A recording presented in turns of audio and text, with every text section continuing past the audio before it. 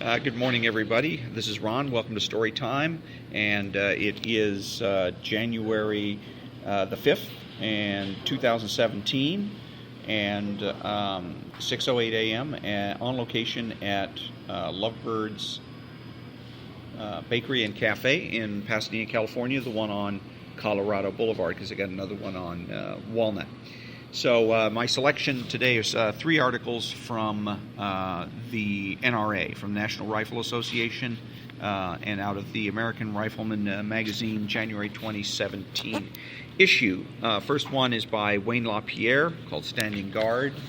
And let's see what we got here on the other ones.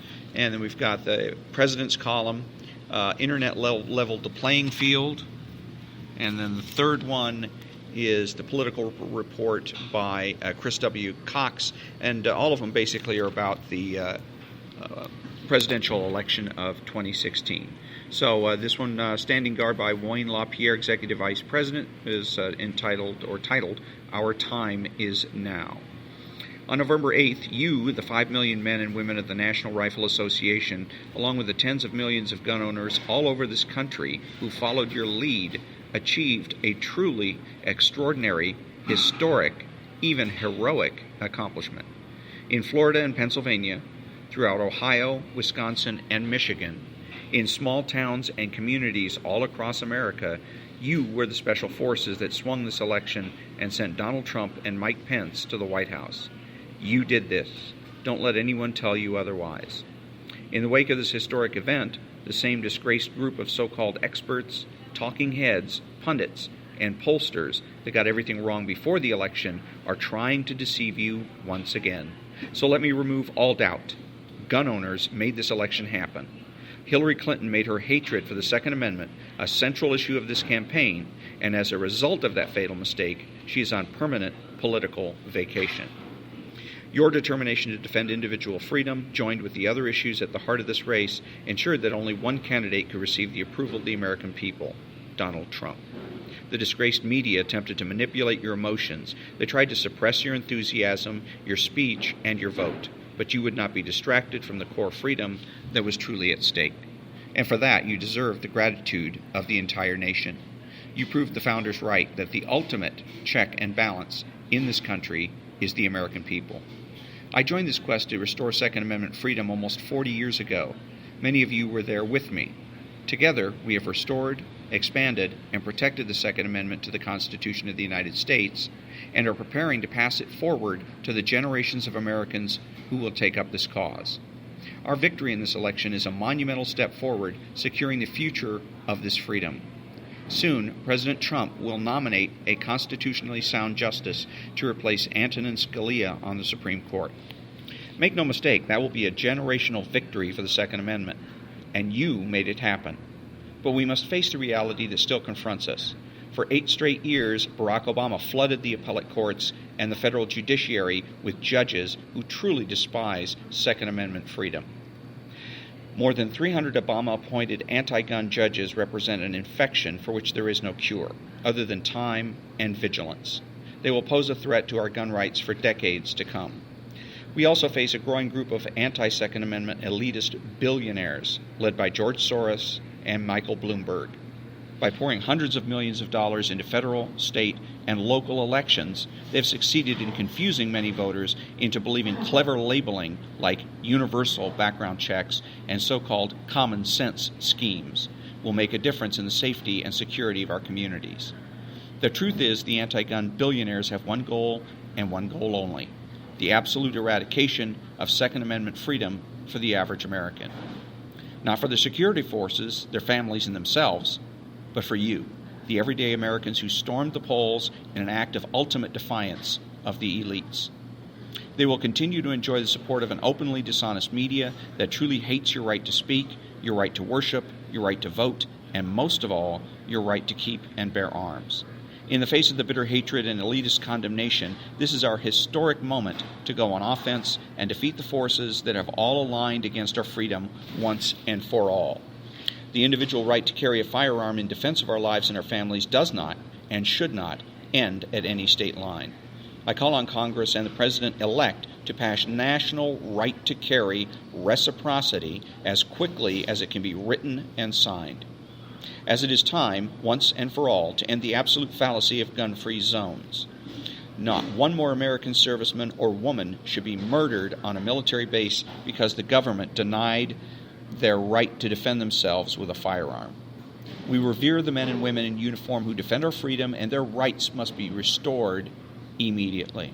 I also call for protections that stop the tyrannical erosion of gun rights in states and cities where corrupt leaders use political power to abuse the rights of American citizens.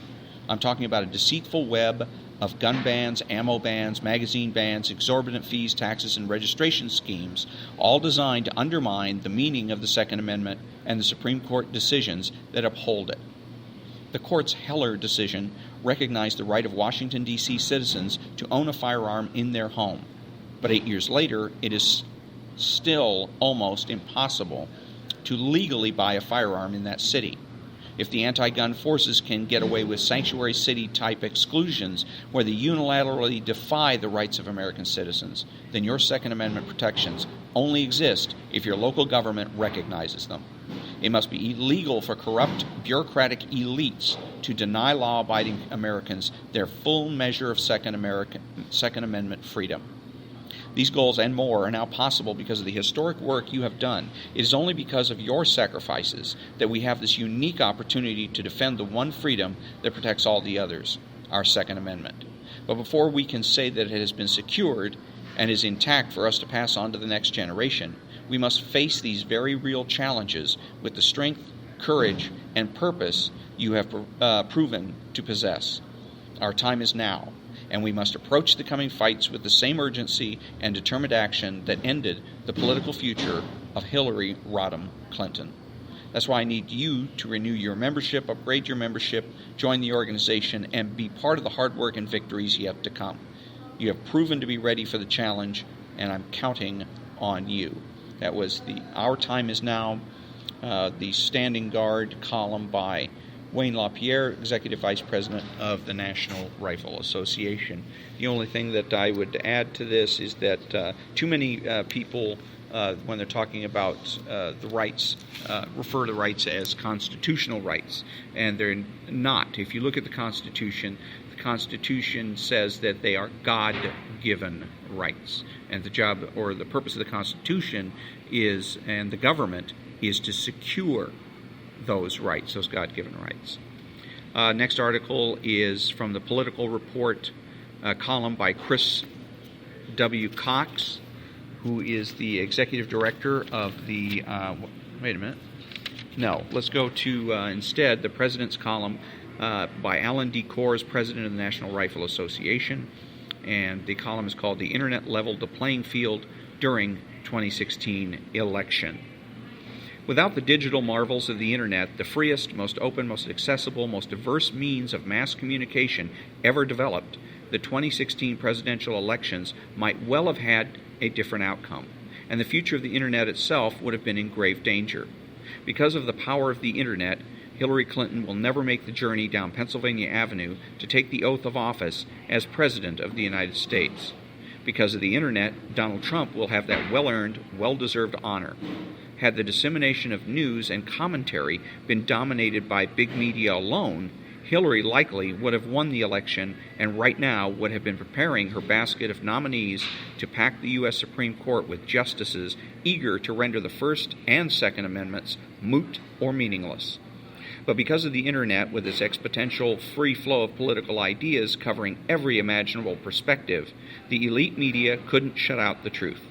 They couldn't shut out the NRA. They couldn't shut out the power of Donald Trump to reach the American people. They couldn't shut out the truth about the Clinton sleaze. Had Hillary taken the White House, the light of the Internet would have been snuffed out for certain. This is the candidate who pledged to rewrite the First Amendment to be altered at the whim of Congress. Keep in mind that John Podesta, Hillary's campaign manager, spent years through his George Soros-backed Center for American Progress pushing schemes to control the Internet and to literally snuff out the networks of conservative talk radio.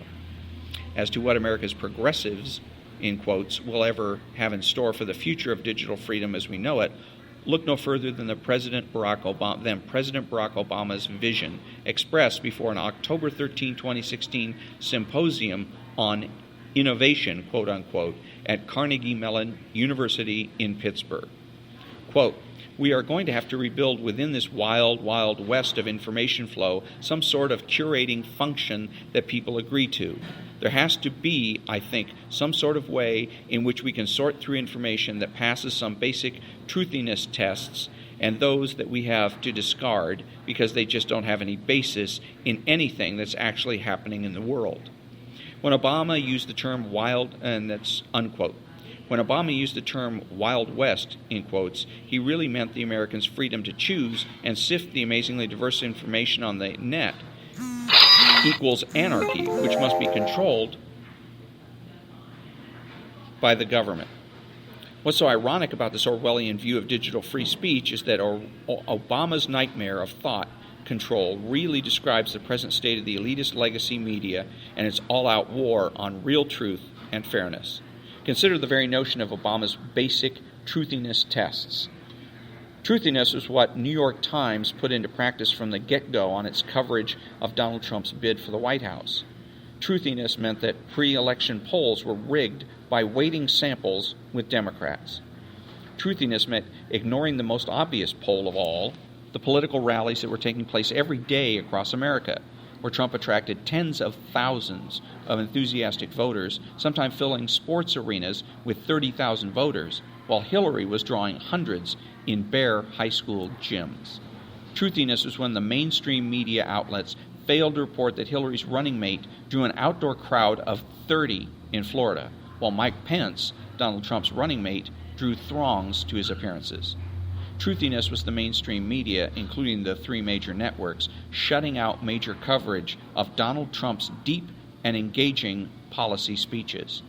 Truthiness was the regular vilification of Trump supporters as racists or homophobes or haters. The epithets were boundless.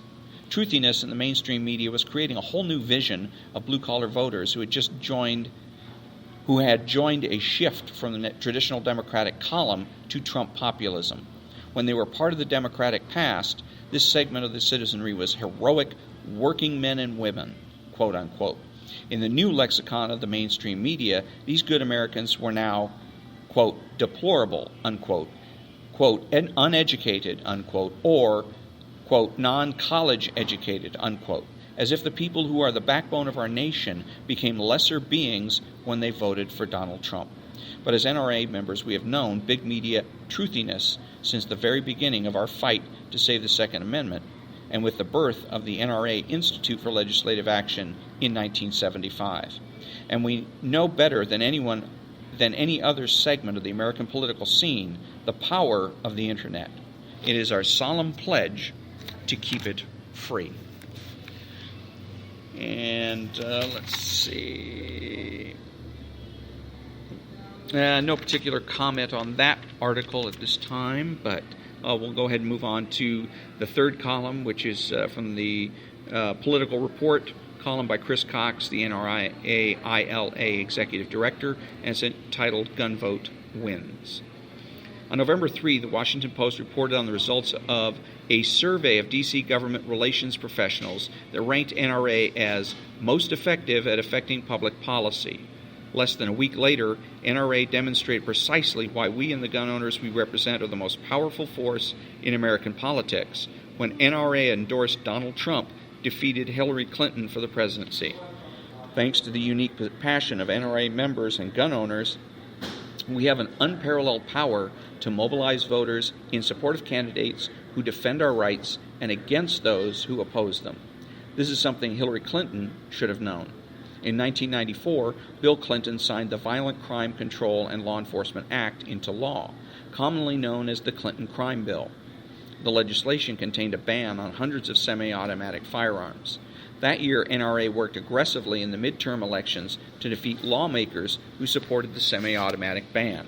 As a result of their support for gun control, Democrats lost control of Congress. Bill Clinton would later write in his autobiography that the NRA had a great night.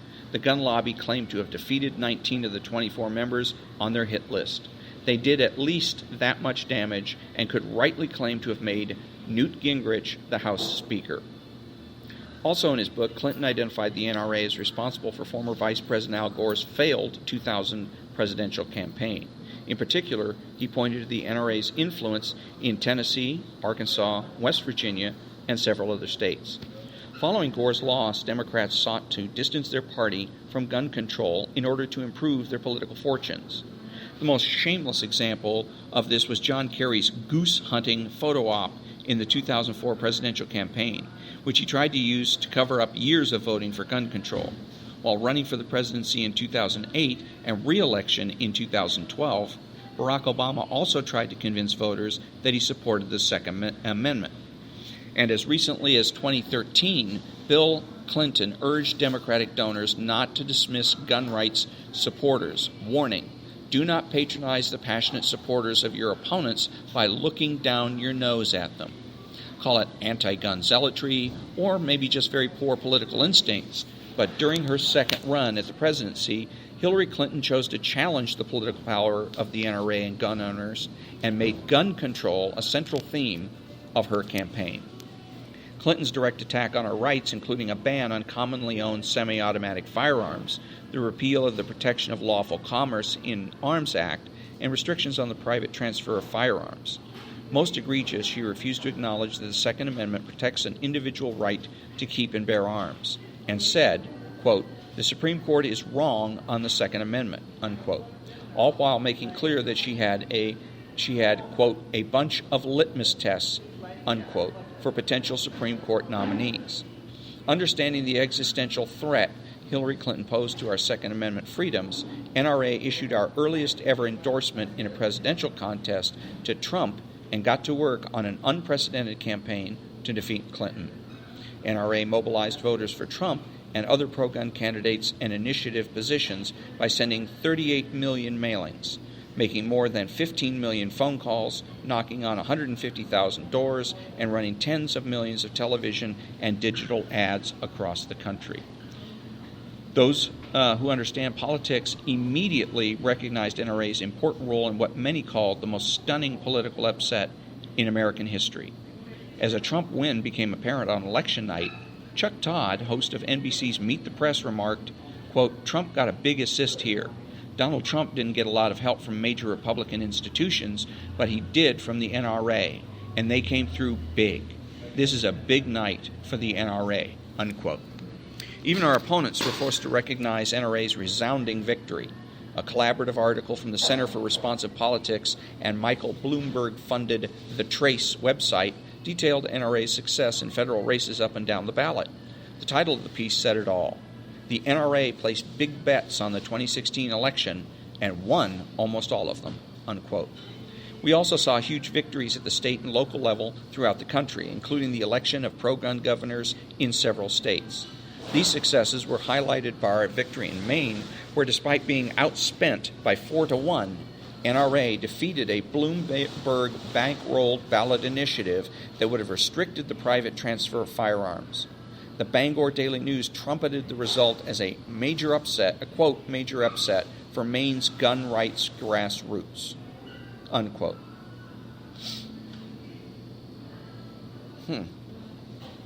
On November 8, 2016, we witnessed a historic victory for gun owners that all Friends of Liberty should celebrate. This victory should also stand as a powerful warning for those who seek to diminish our firearms freedom. As the old saying goes, those who fail to learn from history are doomed to repeat it. Just ask Hillary Clinton.